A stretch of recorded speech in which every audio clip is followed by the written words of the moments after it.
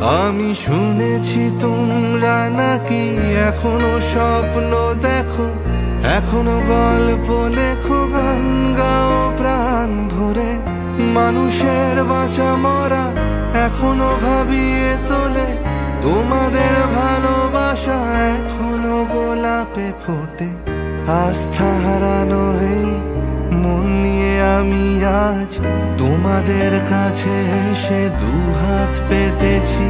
আমি দু চোখের গহ্বরে শূন্যতা দেখি শুধু, রাত ঘুমে আমি কোনো স্বপ্ন দেখি না, তাই স্বপ্ন দেখবো বলে